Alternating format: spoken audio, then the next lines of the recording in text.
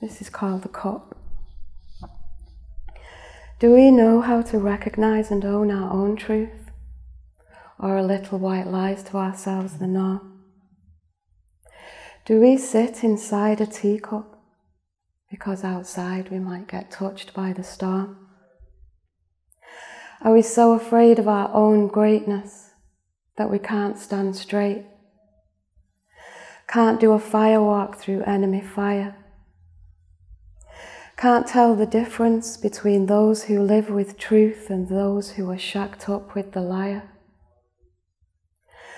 Can't seem to see through the steam of our own fear to know that the enemy is grinding our bones to make its bread, spreading it with reconstituted history and feeding it intravenously through cable to the living dead,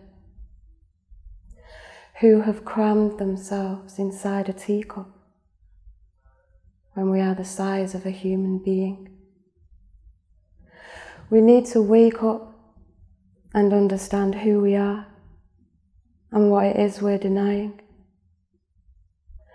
Because the storm outside is within you as much as is the solution. And what you're sitting in there, it's not tea, it's womb water, poisoned with material labels and confusion. And even though this world looks chaotic, it's not. It's symbolic, with all things kept in constant motion by the winds of portent. And how can you know until you're out there in it that from a sacred womb you've been sent?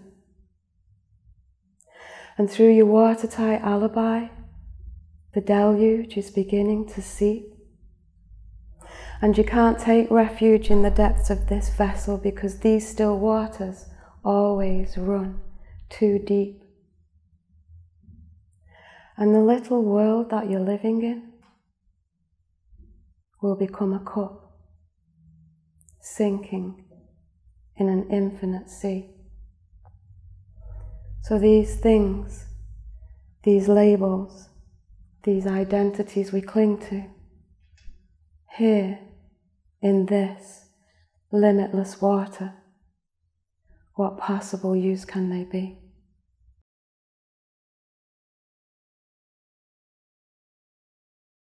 Psychology. This imposed leadership looks down the human race as if we whites were the apex of evolution, when it would be more truthful and wiser to admit that this time in history is another low point in a progressive devolution. None of this is about a solution. It's about a megalomaniac, technocratic, spaced race, luxury-made necessity state. It's about psychological warfare, a land banquet, a power feast, a buying and selling of human meat.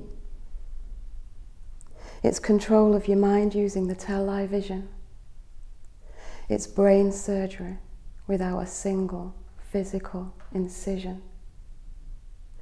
It's an experiment in a global laboratory, and it's a life sentence in an open prison.